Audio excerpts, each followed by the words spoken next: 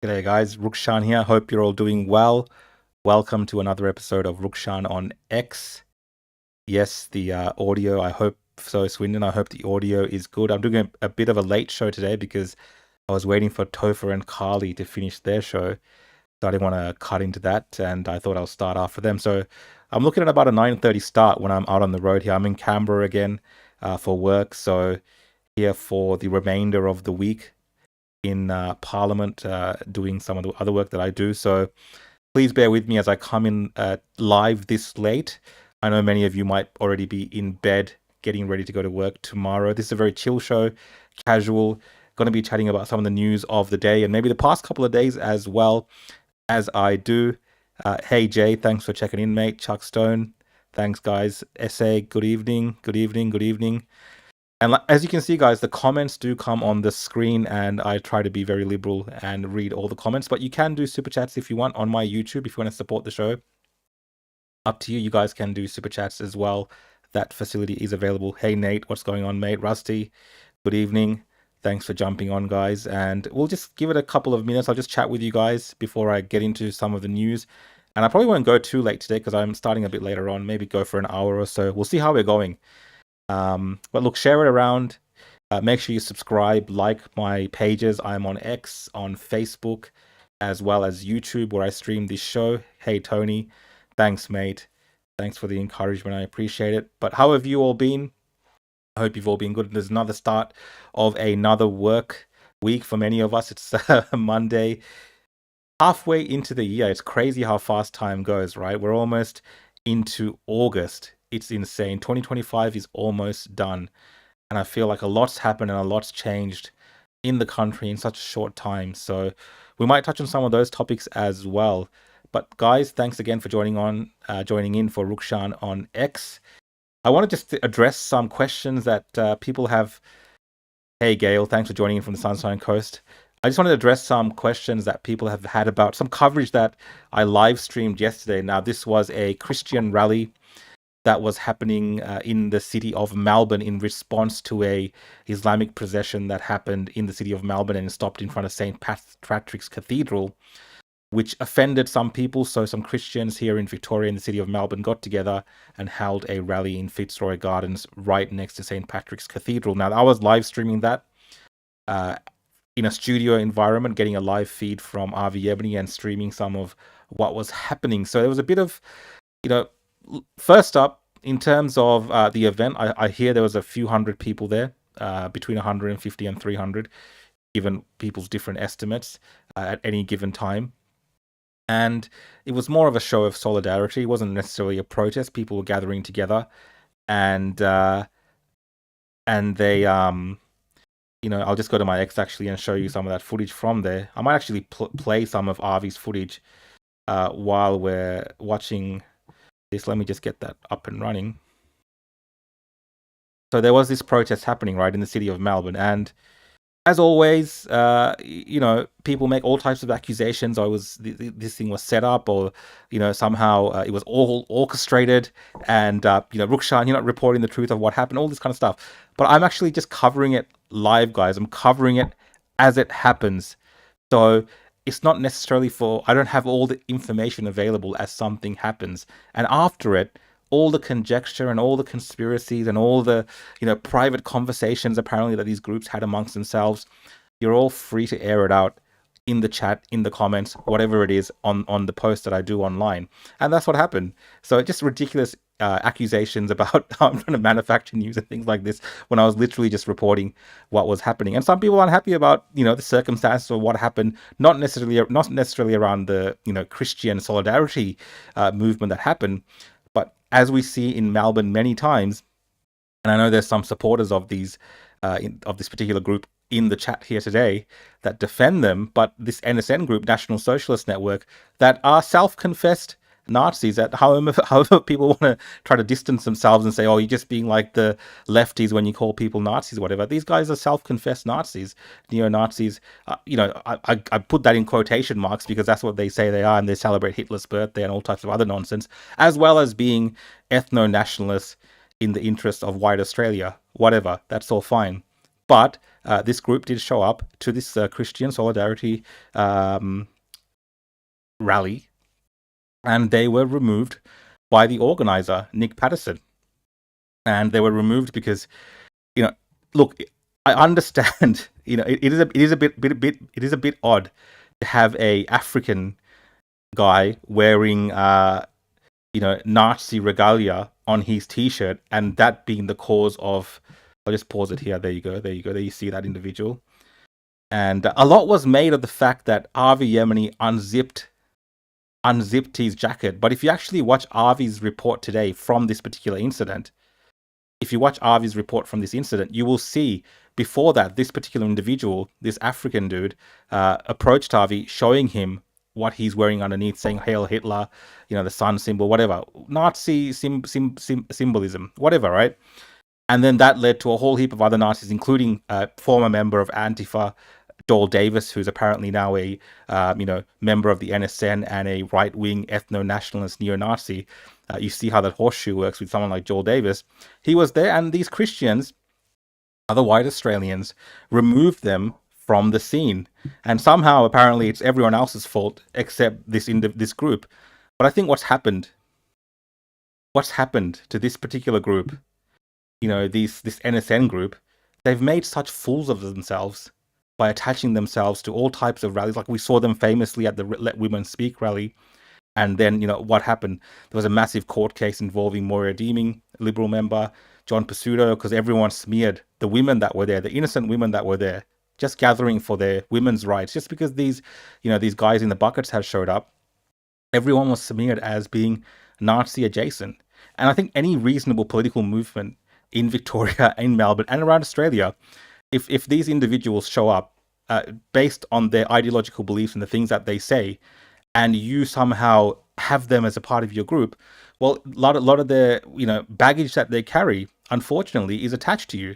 And this is what this group has done over the last few years. They've made themselves toxic to almost everyone else, and that's why you see in instances like this is my opinion, but someone like Nick Patterson, this Christian group that is organizing the solidarity movement, kicking these individuals out, right, removing them from that place because they don't want to be associated with it. People won't come. Maybe politicians won't come because of the insane, racist, crazy things that these people say and do. Whether they're doing it here at that exact time, sometimes it doesn't matter. People don't want them around. And, for these movements, sometimes they can select who they want to have included in their rallies. And that's fair enough. Unfortunately, these individuals, because of, I think anyway, the way that they don't really think through about their image, they've just made themselves so toxic that no sane political movement in the state of Victoria will want to have anything to do with them. Okay, that's on them. You can't go around blaming everyone else because people kick them out. You can't make conspiracies because people don't want to be there. You can't blame me, who's not even there, who's just live streaming because of these individuals. So, that's what I think. Swindon's been like, what's he said? Political youth are either Nazis or communists now. Just deal with it. If you don't want Nazis showing up, enjoy your boomer rallies. That's ridiculous. Like, there's so many different types of young people in the country of Australia. They're not all communists and Nazis. There's lots of sane individuals. Not everyone has to be a communist or a Nazi.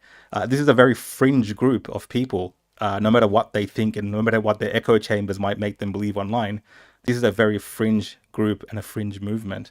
And, you can have a cry all you like, but that's the reality. And again, no legitimate political movement, regardless of any cause, will want to have anything to be attached with these individuals. And I think we'll see this more and more of people kicking them out because, some people say they're feds or they're plants. Now, look, these kind of themes come from the US, where a lot of people accuse some, groups like the Patriot Front and things like this of being also federal plants because they allow the police or the media to portray everyone else as being these extremists, or in this case, neo-Nazi adjacent. This is what these groups allow. Now, I don't have information on this, but maybe, who knows? We do know that Joel Davis was formerly a member of Antifa, and he wanted to be a leadership position in Antifa. This is very similar to the Antifa playbook and the things that they do. Anyway, that's all. I just wanted to clear that up. because there was this insane comments accusing me of being involved in some plot to kick out the neo-Nazis, when really I think no sane political movement, particularly Christian movements that don't want to have anything to do with this type of hateful ideologies that hate people, really, they would kick them out and not want to be seen with them. Again, that's on them, unfortunately for them. Yes, this is the random Rukshan show. Thanks, guys. Thanks for jumping on. Look, you can comment. Your comments will show up on the screen, as well as I will. You can do super chats if you want to as well on YouTube if you want to support the show. Again, I'm pretty liberal, so I'll read out all types of comments, not just super chats like we do on our opposition podcast on Tuesdays and Thursdays. Again, Sweden, I know you're a big supporter of this group. Seemed like the extremists at this event were the Jews physically attacking people. Look, people were removed. The organizers told these individuals to move. If they had any decency or respect of the Christians that were there, that didn't want them there, they would just move. So, that is my 2 cents. And they did move on eventually, but people had to make sure that they were moved on that space and not welcomed, because they didn't take the hint initially. So that's that story. I don't want to waste too much time on that, but I did want to clear that up because I was being accused of all sorts of nonsense, which just it's just crazy. Like if people want to have these groups there, fine, it's up to them. I don't care. It's up to them. I was at the women's rally when I covered them being there. I didn't care. I was just covering whatever was going on. So it's literally just I just live stream whatever is happening. Yeah. So that's that story. Let's move on. So there's been a lot going on in Australia. I think, with Parliament happening, one of the stories that has been covered at length, I think, is these issues around net zero. That's been the main theme, at least for this week. And we did have the new superstar of the Australian Parliament, I believe the youngest senator ever elected, 21 years old. She made a speech today about net zero during an urgency motion on that was brought out by Pauline Hanson. I just want to play some of her speech because she does have a lot of I would say like Greta Thunberg style vibes. Like she just really gives that same type of energy, right? Same type of energy. So I'm just going to play this little clip. This is from Australians versus the Agenda. If you guys want to keep on top of some of the happenings in Parliament, I know that this page spends a lot of time watching the Senate and the lower house, clipping what politicians are saying, and usually a lot of the stupid things that politicians say. So it's a great way to keep on top of what's happening on Parliament. If you want Australians versus the Agenda, I'm just going to use this clip because it's just clipped 54 seconds of Charlotte Walker speaking about net zero. Let's have a listen in. Well, all I can say is, are you kidding? I speak not only for myself, but as an advocate for younger Australians who are facing an uncertain future. The motion put forward by Senator Hanson to scrap net zero indicates a severe lack of knowledge and a complete disregard for the future of our generation, the future of our country. Without a net zero target, there will be no Australian farmers, businesses or industries to support us. Net zero is waking up to a reality that Senator Hanson has not been able to grasp. In fact, Senator Hanson seems to be hell-bent on exacerbating all of the consequences of climate change we have been warned about, all of the consequences that we are already seeing. Climate change is impacting our environment now. Well, all I can say is, Are you kidding? So I hope you guys heard that. That's Charlotte Walker, 21-year-old Labor senator. Someone did say, I will actually bring this up later as well, Glenn. But she's good at shit TikTok videos. Yeah, I mean, there is this thing going on right now where we're seeing these, especially Labor politicians, some of the Greens especially, making these very cringy TikTok videos. So, and Charlotte Walker has also made one. But here she's talking about net zero and she's dissing Pauline Hanson, who's been in there for a long time fighting on this cause, a woman of great experience. And look, there might be disagreements between the political parties on something like net zero and climate change. But you can tell that Charlotte has a very, I guess, naive view of the world. She speaks with a lot of authority, but you can tell from what she's reading and speaking that she doesn't really either believe in what she's saying truly, that she doesn't really understand what she's talking about, and she's more so reading from a script. Now, she is a gift to the Labour Party, because you have this young woman in the, that age bracket in the Senate now to bash home these ideas around climate change and why we need net zero and why we need all these new policies around climate to protect future generations. Because here we have Charlotte Walker speaking for the youth and speaking with a lot of authority that I think doesn't really match the tone and the manner in which she's delivering this particular speech. Like, I'm saying, she's not very convincing, and she's just looks like a prop of the Labour Party being used. And there was a legitimate a comment before, how someone this young, put into this position through Labour, right? They kind of pre-select or whatever, or through the union movements where they find these young leaders and stuff, and they put people into these positions. And, a lot of this is strategic, I believe, with someone like this. Now, again, I'm not saying that young people shouldn't be in politics and that this particular young lady is not capable. To get to where she is, she needs to have some type of, capability, to have the confidence to be in this position to speak. But it just doesn't match up, right? It comes across like that Greta moment. And some people have actually made memes of her saying, "How dare you?" Like, just like how Greta Thunberg, when she was like 15 or 16, telling us how to run the world when it comes to climate, was saying, "How dare you?" I actually gotta find that picture of her. I'll just switch screens while I find that picture of Charlotte or of Greta. It was in one of the comments. Let's have a look. Oh, here we go. All right, let's switch to this here. So someone else has made this, and we've got Charlotte Walker there saying, this person said, Australia's own climate, Greta.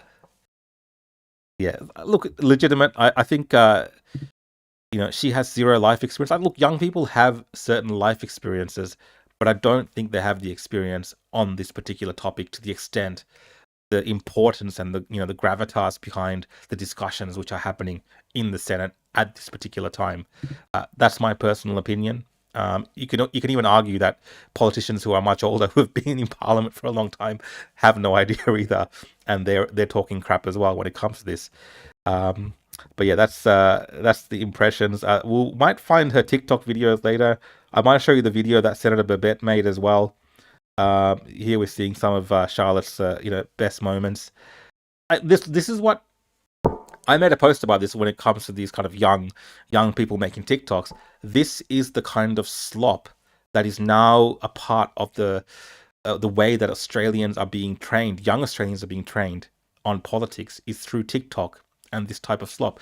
I don't know if you've noticed, but all these Labour politicians, Anthony Albanese included, are heavy on TikTok. And this is not some sort of TikTok made in an informative manner to inform the public. No, it's done in that very kind of TikTok childish like manner, these silly trends and things like this. Now, again, maybe I'm just showing my age, but I don't think this is, what Australian people want from their elected officials. When you consider the dire situation that many Australians are facing in this country, with something as basic as, what we talk about a lot of the times, cost of living. So, you're watching your politicians dancing and, shaking their asses and things like this on TikTok, when the reality is for most Australians, they're suffering to live day to day. Prices are going up, hard to pay mortgages. We've heard all this before, right? We talk about this during election time, but it's a reality that people live through all the time. During that time, do you think that these kind of TikToks are appropriate? This is Charlotte's one here. Let's just play this.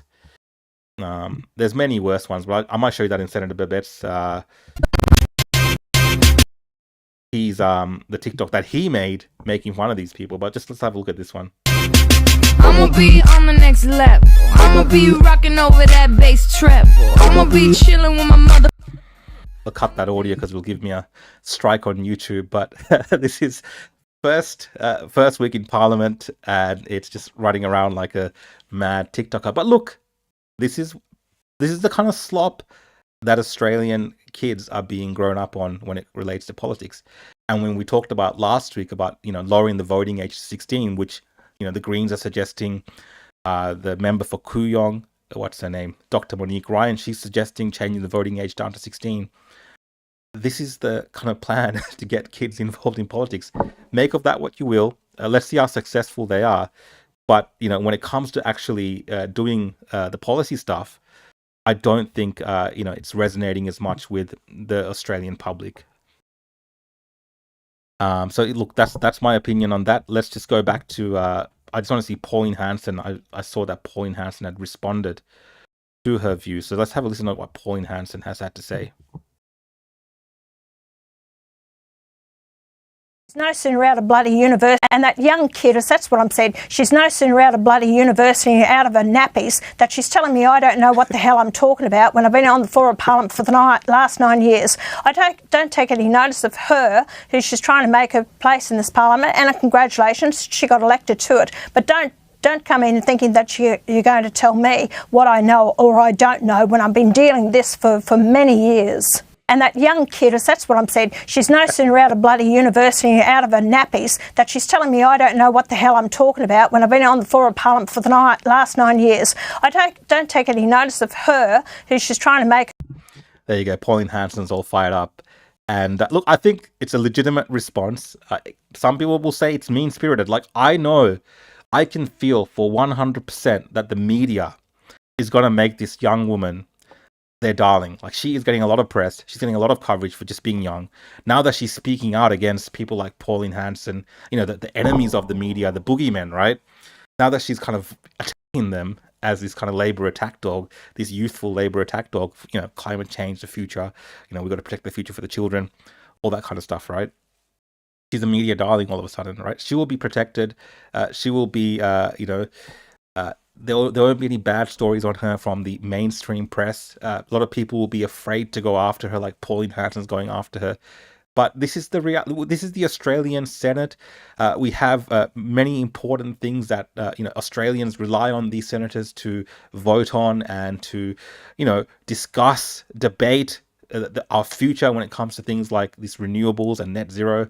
So we need to have serious discussions, and you got to be in the where the adults are, right, in that den. So it'll be interesting to see how the media responds to this particular, I wouldn't say attack by Pauline Hanson, it's her response to someone, I think, who was being a bit disrespectful to Hanson and not showing her the kind of respect you'd normally assume around a particular topic.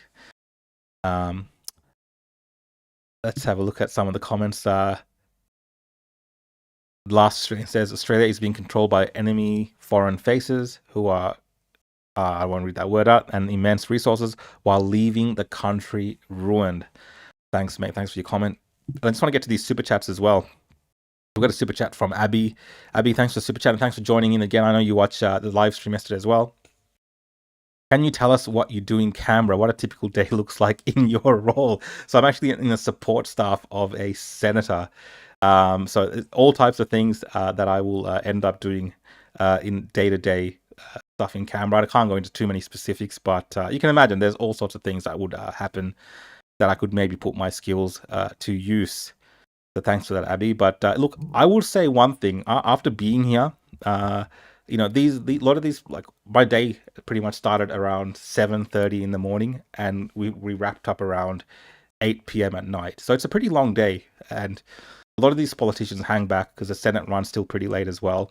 Now, obviously, there's breaks in between, and there's different things that are happening. But a lot of the time, at least from what I'm seeing, people are working hard, and you might not agree with their positions, and you might not agree with what they're doing and stuff. But a lot of these politicians are actually working. So I can say, from being on the other side, there is actually work that happens there. Whether that's work always that's beneficial for the country, that's another story, right? So definitely, that's what I would say based on that. Jay says, just showing the support for your honest, sensible and realistic coverage on current events every day Aussies should know about. Good on you, Rukshan, you legend, mate. Jay, thanks, mate. Thanks for the support and the super chat. I really appreciate it. And thanks for, joining in and, getting a part of the conversation. I really appreciate it. And I'm glad at least you think some of my stuff is sensible and realistic. I've been told all manner of things in the last couple of days. So Daniel, thanks so much. Canberra is my hometown. Look, Canberra is actually quite nice. The weather's, I think the weather's quite nice and the area is kind of nice. So NASCAR, do you work for Rebel News or not? I do not work for Rebel News. I've never worked for Rebel News. I have collaborated as an independent journalist where we've been at the same coverage, or we've crossed over. I do a collaborative podcast with Avi Yemeni, who's from Rebel News. But no, I don't work for Rebel News. I don't get paid by Rebel News. I work for myself. And any kind of collaborative thing that we do is just so people that follow myself and then that follow Avi as well, they can watch us doing a collaborative podcast, and it's just interesting for people. But no, I'm not employed by them, and I don't work for them, and I never have in a capacity where it's like employment or something like this. So yeah, hope that answers that one. Jay's come up with another super chat. Thanks for the super chats, mate. The economic consequences of enforcing net zero will completely screw over our country. Anyone with knowledge in economics will tell you this. Net zero feels like virtue signaling at this point. Yeah, look, I mean, today in the morning, the Nationals Party, they had, I think from what I can tell, they want to kind of scrap net zero and get rid of it completely.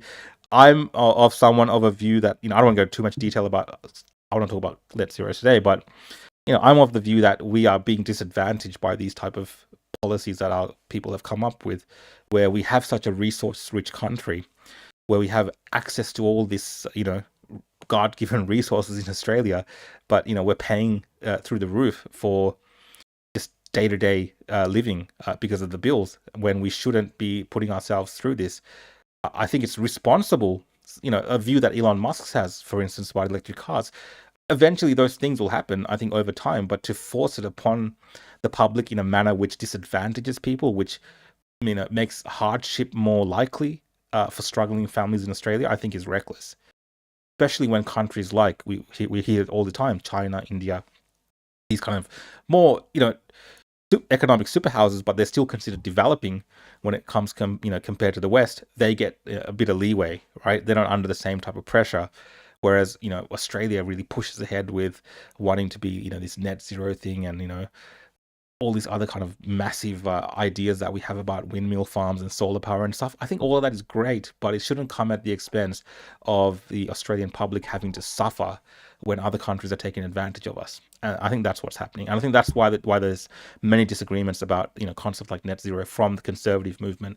But, Labor and the Greens, they don't see it that way. But I get to see firsthand, and you would too if you watch Parliament. It's quite interesting, where I think if you really ask these questions of Labor and the Greens, they struggle with answering in a very direct manner, right? So we've never really had direct, real answers around this. It's all this wishy-washy stuff. Thanks, Danny. I appreciate your comment. Glad that you're well, mate. Cheers, mate. Thanks for joining in and watching. So I wanted to show you. We had a video done by Senator Babette today. I'll just show you that because I thought that was quite funny. It's got a few more of the funny TikToks that people are making. So let's have a look at what Senator Babette put up. Let's have a look.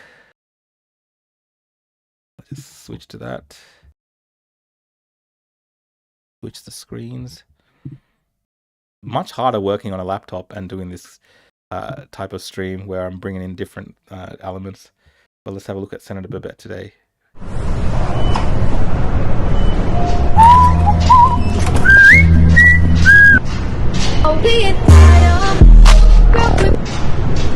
I'ma be making all them deals you want. First love, broke my heart for the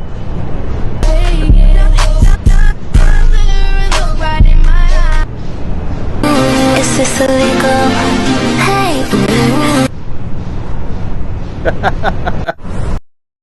I mean that's kind of how I feel as well when I see these TikTok things, right? Like it's one thing to make it's one thing to have a bit of fun and stuff, but I think there's ways to do that in a respectful manner to the Australian public as well. And some of these Labor guys, I think they're taking the piss when they're doing these TikToks. And if you look at the online comments, many people are not happy. Beyond the cringe factor, right? What Jay's saying here, that it's so cringy. Beyond the cringe factor, again, like I said at the start of this, when I talked about the TikTok thing, the fact that people are suffering and they, finding it hard to live day to day, and you have these, politicians seemingly having this time to run around and, make these kind of dancing videos and things like this, it would piss people off. So, Babbitt was kind of just showing how even going to work, not everyone in Canberra is like this. It's a very select group of people, usually the younger people, and a lot of the women as well, and a lot of the people from the Labor and the Liberal side. So thanks for the super chat, John. I appreciate it. Thanks for joining in again. Vegemite and Gov cheese toast is for all school kids. I will take that as a statement. So I'm not sure exactly what was that in reference to, but yeah, if that's if we want to give that in the schools, is that what you mean? I mean, I wouldn't mind that. Just go back. They can TikTok on their own time and not on the tax dollar time. Yeah, I think that's what it is, right? Even I've made dancing TikToks. I do a bit of dancing and TikToks and this and that, long time ago. But I'm not elected into office, and I'm doing it in my own time. Whatever. If there's people doing it in their home and stuff and putting it on, it's just, I think it's the ones at Parliament that really piss people off, because it feels like they're not doing that work. So yeah, and Abbie, great comment. It shows their work ethic, because back in the day you'd get sacked for wasting time like that. Now I guess a politician's slightly different.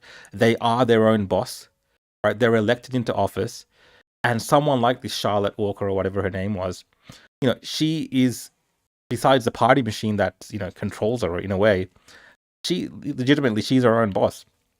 And if this is how she wants to get across to younger voters, there's a case to be made that this is what you do. And I think increasingly, like I said at the start, this kind of slop, this kind of brain rot, we see this, doom scrolling. People are obsessed and they are addicted to these platforms. This is what gets people engaged in politics in the modern world. A lot of political discourse now happens on TikTok, and some of the takes are, obviously insane. That some of the stuff that people share and some of the opinions that they give, quite unhinged from reality. But it speaks to a certain audience, especially the younger audience, and it seems to be going that way. And speaking of that, when we talk about crazy people on social media, I don't know if you guys have seen, but Abbie Chatfield. Now, I didn't know much about this Abbie Chatfield person because I don't watch mainstream television. And one day she just popped up in my kind of circles on social media because she was involved in, this interview with Albanese, and I think promoting the Greens from memory, who did abysmal results for the Greens in the elections. But this Abbie Chatfield, of course, has amassed a massive following after being on some reality show. Again, slop, brain rot, dumb things which are making the nation dumber. Again, I'm not saying if you watch these shows that I'm judging you. I don't personally watch them. You can watch it for entertainment, but a lot of people get obsessed with these shows, and it goes beyond entertainment. Anyway, these people have built a presence on social media, and they have a lot of big following. Now, Abbie Chatfield, who was also a favourite of the Prime Minister, has, in her own way, let me just bring up this story. Let's just go to, maybe we'll bring up, let's see. Yeah, let's go to the Daily Mail. Daily Mail will give a good overview, I reckon, of everything that's happened in regards to this story.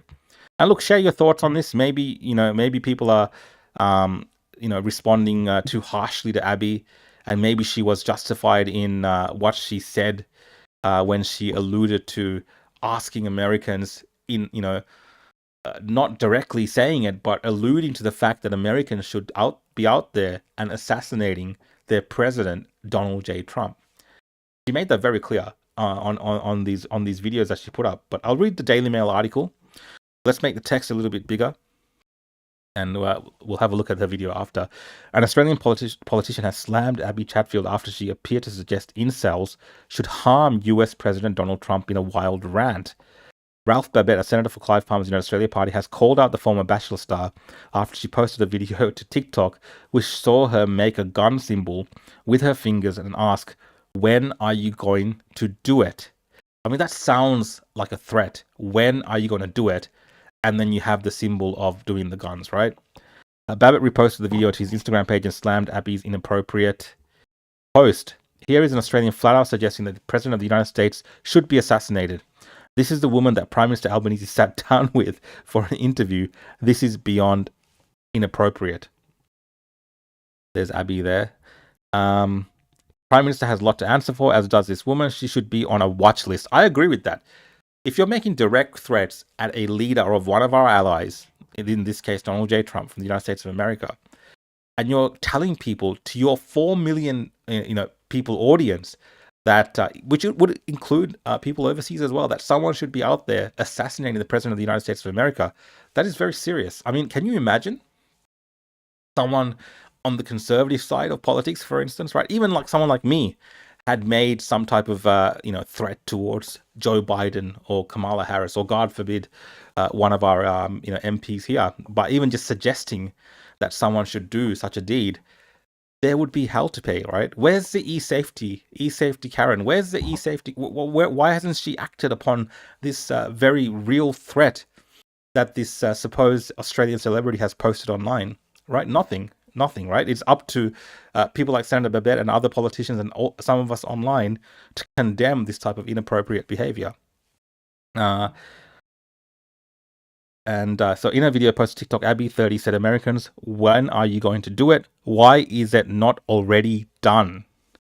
Every day there's another, the gun symbol, happening, and that's awful for your country, right?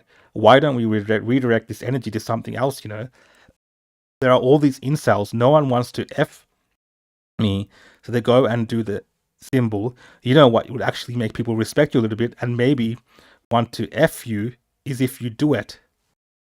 Lady is insane. You'd get heaps of fan mail. She's encouraging people directly here. You'd get heaps of fan mail. Oh my god, just do it. Like, you're all doing it every day anyway. Like, I don't effing get it.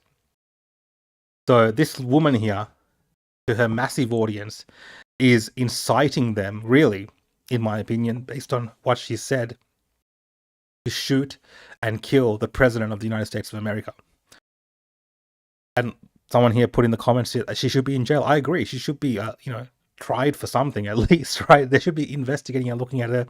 Where are these social media platforms that go after everyone else for just the most mundane of things that they say? But this kind of individual is allowed to get away with it. Should she even be able to travel out of this country? She's a threat to the President of the United States of America, really. Who knows what she's planning? She is completely insane. So let's have a look at some of your comments. Thanks, guys, for these comments. Let's have a look about what you want to do about Abbie. This is true. This is another Abbie, not Abbie Chatfield, Abbie King. Thanks for the comment. I had police at my door for a post regarding COVID protesting. Just wow. Yeah, I mean, I had police at my house multiple times for the mere act of doing journalism in case it was dangerous, for the fact if I go out there and live stream. So the police had to come and warn me that there could be repercussions to my live streaming. And of course, we had all sorts of nonsense happening during COVID. But we see all around the world, we also see in Australia that police do actually go to people for social media posts making threats. Why not this individual, who the Prime Minister of Australia has platformed? So she's got a big platform, who many other notable politicians have platformed. She's worked with the Greens Party, and she has her own massive platform online, able to freely make threats, directing people to kill. Insane. And let's watch a little bit of her talking. She has a way with words. I don't understand the appeal. I don't understand the appeal of someone like this, but for whatever reason, these are the people that Australians make into celebrities. Yeah, it's quite sad to see, but let's have a look at what it is that she said. Let's find that video. Bear with me for a moment while I find our friend Abbie and her threats. Here we go. 51 seconds, all right? Bear with me. Let's watch it. And if you've already seen this, I apologize for putting you through this again. Americans, when are you going to do it? Why isn't it already done? Every day there's another happening, right? Awful for your country. Awful, right? Why don't we redirect this energy to something else? You know? There's all these incels that are going, oh, what the fuck me? So they go and do, you know what would actually make people respect you a little bit and make people want you? Is if you did it. You get heaps of fan mail. Oh my God.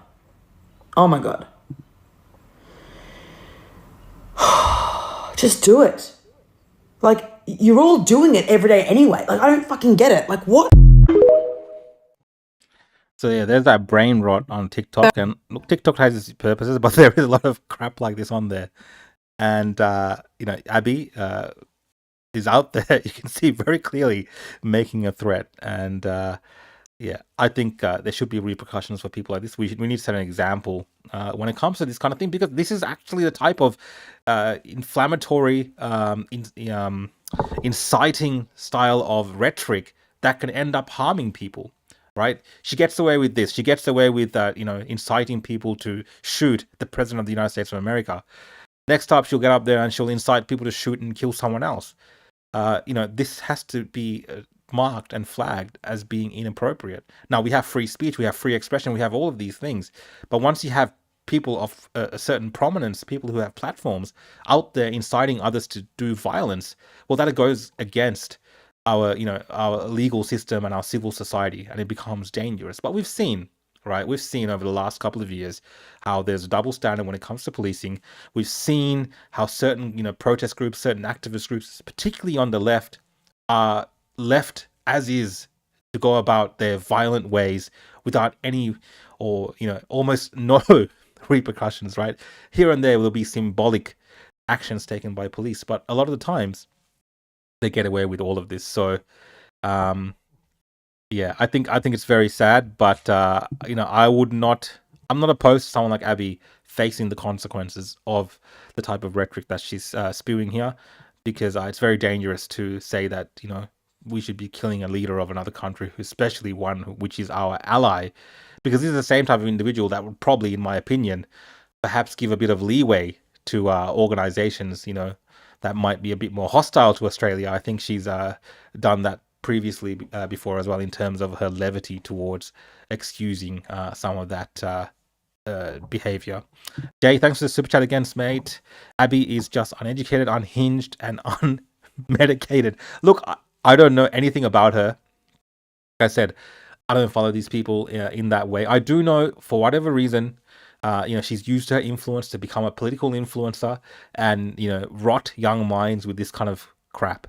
And this is what we're up against, unfortunately, right? People, I think I'm quite a reasonable guy. I mean, I would never in my life, as much as I get passionate about politics and the direction of this country and the disdain that I have for certain politicians in Australia or overseas, I would never in my wildest of dreams suggest that anyone should go out there and harm these people, because I think it's just ethically and morally wrong, and it's not the type of behavior that we should be encouraging in our societies, whether we have disagreements with people or not. Like, that is the kind of the way to function as a political commentator if you want to be in that space as a reasonable person. But these lefties, they do kind of get a bit unhinged, especially when they're getting defeated, or they have, in this case, some of you have noted Trump derangement syndrome. When they have this type of syndrome, well, they do end up becoming a bit more murderous, right? The mask comes off and it literally becomes, hey, we're so frustrated that, Trump's being successful. We're so frustrated that people love Trump. We're so annoyed by this, that why don't you just go out there and do something about it with your guns? Like, why don't you take him out? So this is the derangement, actual true derangement, Trump derangement syndrome. Stop sitting on the fence, Rukshan Fernandez. You can see what she is. I'm not sure what that means, Molly, but I'll take that as a statement. Is she from Gogglebox? I don't think she's from Gogglebox. I believe she's from Married at First Sight. So, and then other stuff as well. We have these kind of pseudo celebrities that pop up out of these reality shows that end up doing other retarded things to get people's attentions, and for some reason, because they just crazy and they do outlandish things, people follow them, and that's just the way it is, right? That's just the way it is. Yeah, this is true as well. If you pick on her, she will have a cry. No doubt. If she's like, for instance, banned from traveling to the US or something, right? Or if she's taken off these platforms, 100% she will cry victim. And then she will say these people targeted her. Everything she was saying was reasonable. She was just upset that day. How dare you criticize her, right? Definitely. I think I've wasted enough time, guys, talking about Abbie Chatfield, but I wanted to bring that up because I think it shows that, again, this misbalance, this imbalance within our society when it comes to, which types of individuals are prosecuted and which types are not. And a lot of the times it's the people who are a bit more reasonable and a bit more sensible and really challenging the establishment in an honest way who get targeted by law enforcement. Whereas these unhinged individuals who actually call and incite violence, they get off. Let's have a look. We got a super chat here from John. Thanks, mate.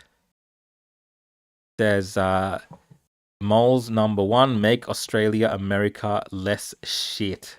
Yeah.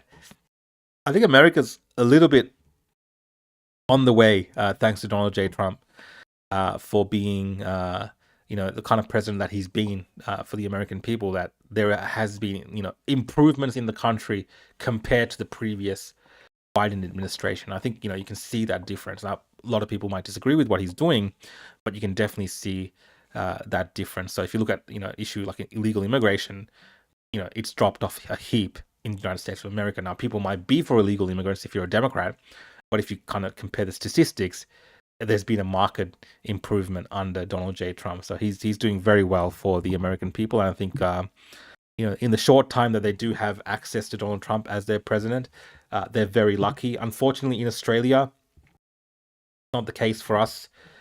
Not the case for us Aussies. I don't think we're so blessed or fortunate to have such a leader.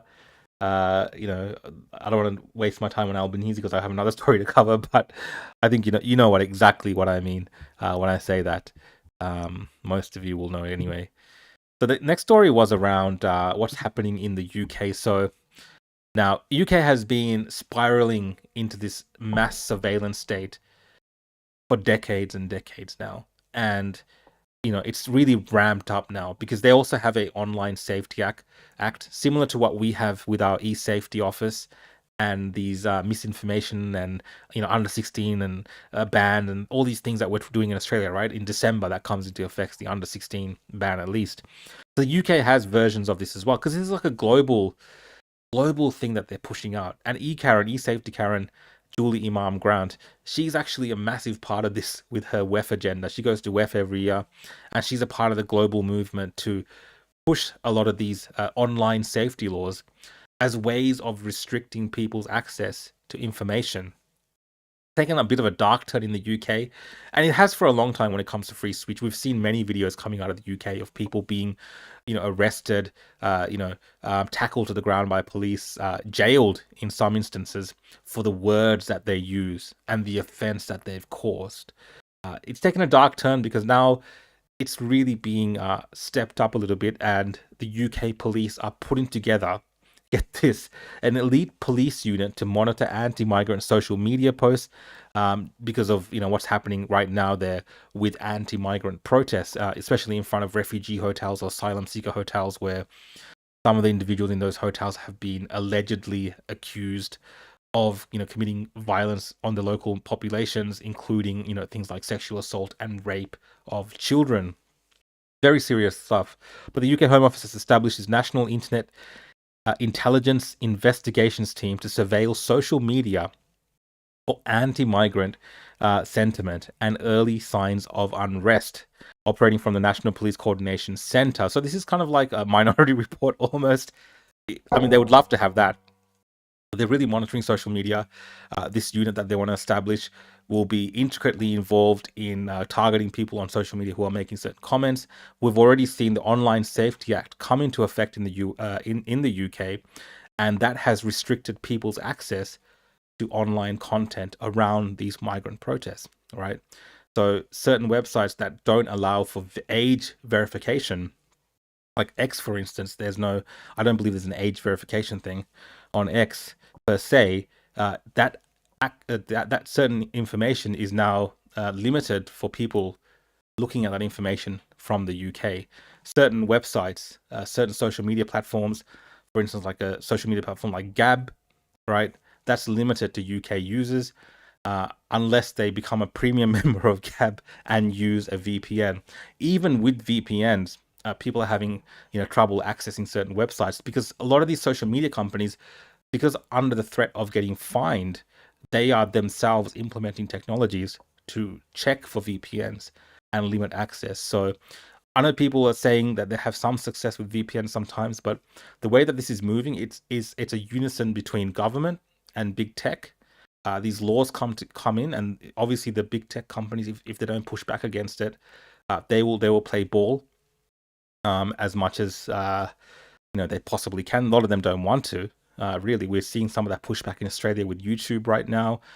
We have in France, I believe, they're trying to charge X as a criminal, like mafia type organization because they want access to information from X. So it's becoming very dystopian, but very Orwellian. People try to make a mockery when people talk about the Orwellian way that the world has changed, because we're referring to a book written by George Orwell, 1984. But we are seeing the implementation of that through these systems, right? We have this infrastructure now set up in the UK, coming into force and actually working.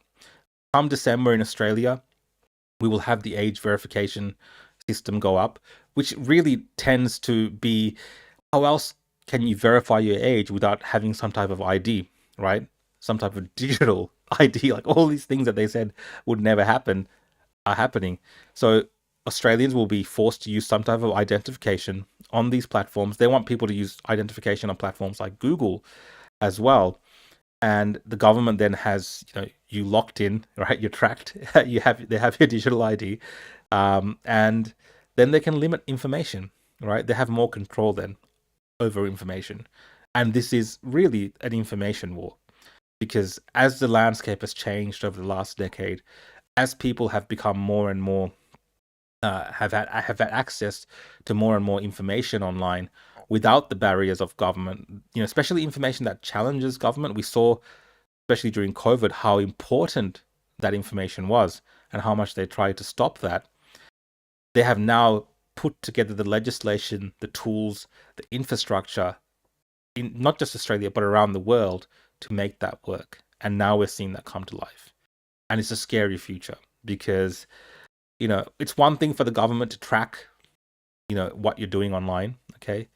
That's one level of invasive, surveillance.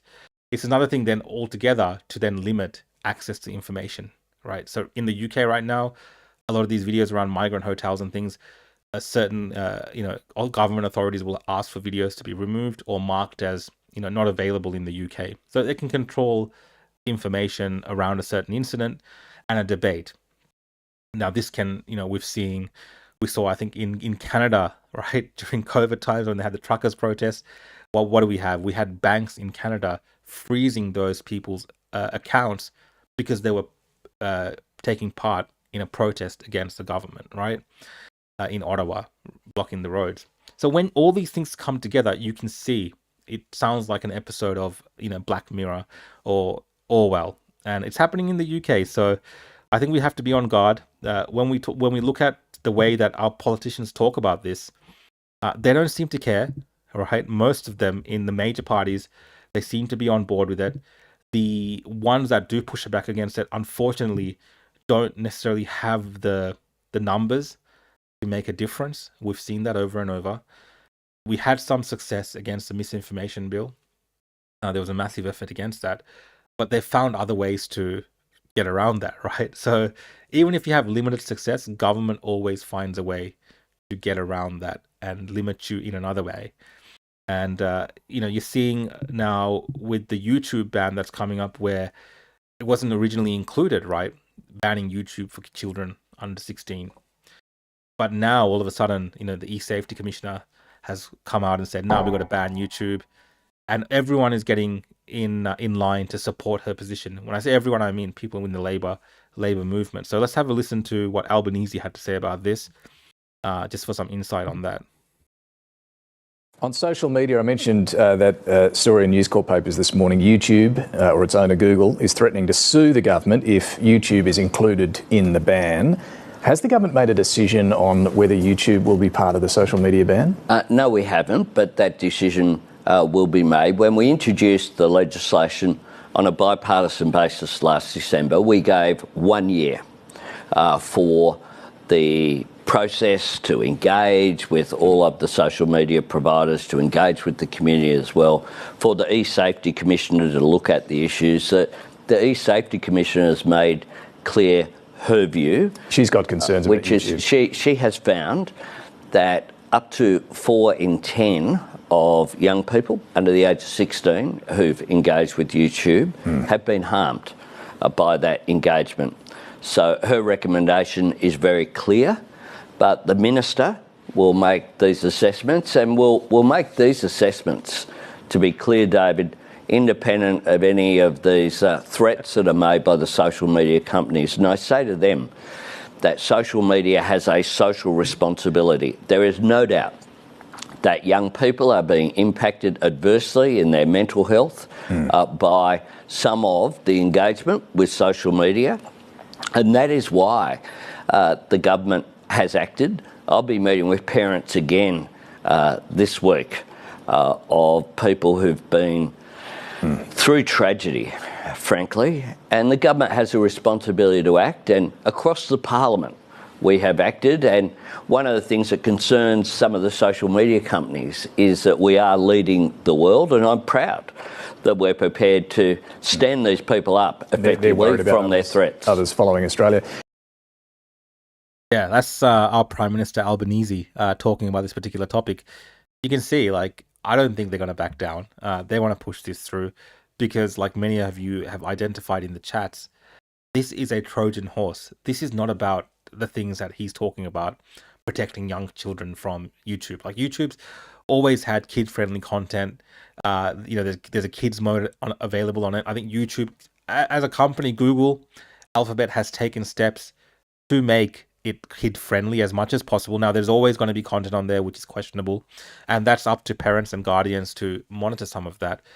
But to say that, government is doing this in a benevolent manner to protect children, I think that's the Trojan horse. I think they're using children. The E-Safety Commission was originally set up to protect kids, and look at the, how much they've increased their power over the last couple of years, where they're now controlling our lives, limiting videos of things that they don't like in Australia, right? She tried to limit that video of the stabbing of the priest in Sydney, right, by that, psychotic Muslim kid that stabbed him. They try to limit that video because of what? Why can't we see that as Australians? That's what happened in our country. People outside of Australia can see that. Right now, people outside of the UK, because the UK has a similar thing, the Online Safety Act, people outside of the UK can see content about things which are happening in the UK, but locals in the UK cannot see it. And even at the times that they do get the VPNs, even that is not always gonna work out. And I know people love to promote VPNs, and I think that is definitely an option. The increase, I think there's been a 1,200% increase in the use and the purchase of VPNs in the UK in a 24 to 48 hour period since this online safety thing came into effect. So, it does have its use case scenarios, but it has limitations when websites actually try to exploit that. I think Gab is kind of doing that, where they offer VPN access only to premium users, so you got to sign up to their account anyway. Someone before asked about porn websites. So even porn websites in the UK, Pornhub, for instance, was one that was mentioned on the news. Now you have to give them your ID and your details. And there's a movement there telling men especially, not to get swayed by it and give in, right? Not to give in and give your details. Even if you want to access this website, don't give in and give your details to the government just to access Pornhub, because at the end of the day, then the government will be tracking you. So this is another issue of our times. Like when we talk about access to information, it is so important. Access to the internet, is super important, and to a free internet. That's always been the promise of the internet, was that it would democratize access to information. But it's becoming it's become a problem now for authorities, and they're finding ways to limit that. I just got a super chat, so I'll just pull those super chats up, guys, and I'll come back to this. So Jay, thanks again, mate. Thanks for the super chat. Where is this all headed? Why are Western governments feeling so threatened by the freedom of sharing thoughts? Using safety as a guise to control what is shared is absolutely insane. I am genuinely worried. Yeah, look, the West, it's wonderful to have democracy. It's wonderful to have freedom. It comes with a lot of responsibility, obviously for governments and also for people, for us. But what the internet really does is, there was a time before information was available so freely, especially when it was just like radio or TV, right? The government could, get to just those individual sources of information. And let's say during a crisis or during some sort of contentious issue in the public, they could control the output of those particular sources of information, so as to keep control of the public, right? That's how they see this world. Today, it's very different. We have, independent media, myself, for instance, and many other independent media, podcasters, all types of information coming from everywhere, left, right, and center, TikTok, Instagram, Facebook, you name it, right? It's coming from everywhere. And we have now sources within our world of, on the internet, which is outside the control of government. It is not your corporate news. It is not your mainstream newspapers, right? It is not your mainstream radio. It's independent voices many of the times. It's voices who are getting other information from overseas, from other countries, and hearing different perspectives, for instance, on a war. And they can no longer control what the consequences of people finding that information will be. So in the UK, if you look at the problems around the migrant issue, there is a lot of discontent within the UK around the issue of migrants, illegal migrants, people who are crossing the English Channel, for instance, or wherever they're coming from, on boats from France and other places in Europe, coming over into the UK, getting put into these hotels, and then causing havoc within the societies. Then they're getting put up in luxury hotels. A lot of them, like our politicians in Canberra, a lot of these illegal immigrants are making TikToks. They're bagging out the British community. They're mocking them, and people that's pissing people off. And obviously, at the same time, their standards of living and their lives are going down the drain as well. We see this here when we discuss things like multiculturalism and the impacts of diversity. Even in our city of Melbourne, we have people running around stabbing people with machetes, and the government seems unable, unwilling. Not unable, they can if they want to. They are unwilling. They do not want to tackle that specific problem of what it is. And a lot of it has to do with, particular races of people and particular demographics of people. And a lot of the times it's, individuals who in the past may have been asylum seekers or refugees or whatever you want to say. So when the community starts to notice these things and they, push for change, they push, the information out there, they show other people, other members of the community who might be blind to this, because the internet has democratized information, you can get it to everyone else through your apps and other ways, right? Everyone can now find out without the filter of the government. Well, then it's a problem, right? So they are trying to combat this as hard as they possibly can, without giving away the fact that they're actually taking away your freedom, right? They're using children to make you soft to what they're doing, which is a retaking back of the power, regaining control of the internet, really, in the way that they see fit. And they're making us feel bad about it. They're saying it's to protect children, right? This is like an old school playbook that they're using emotions on individuals, and they're trying to trick the public. A lot of people who aren't paying attention to this. If you're watching this show with me today, a lot of you guys, I can see from the comments and the things that you're saying, you already understand the problems with this. You already understand what the game is, right? You already understand what this means for us when these laws come into play. But the average person, right, that average person is not paying attention in this way. So when they find out about this, it's too late, or they just don't, they'll just never know, because they'll grow up into a world where the normal thing is the internet is restricted. There's things you can't say online anymore. You can't be mean to people. There's this hate speech law. There's that hate speech law, and we can go on and on and on. That is the end goal, really, because we have too much freedom now in the West, and that great history and legacy of where that freedom comes from is now needs to be rolled back, so the people that are in power can maintain that power into the next century ahead. And this is the massive play that's happening in countries like Australia, a lot of in Europe. The US is a little bit different because of the freedom that they have implied in their constitution and the Bill of Rights and things like this. So there's a bit of difference there, and you're seeing that, especially with these big tech companies trying to fight back against it. But even the USA is susceptible depending on who's in government. So, we saw that during COVID. The White House, the Biden administration was working with Twitter and Facebook and Zuckerberg to censor doctors and experts on COVID. Like that was the ultimate show of government power when it comes to online control during the COVID time. Like that is what they want for everything. And they want us to willingly give it to them by tricking us into supporting these movements or these legislations and these bills. So that's where that's happening. Anthony Madison, thanks for the super chat, mate. Trump's fault.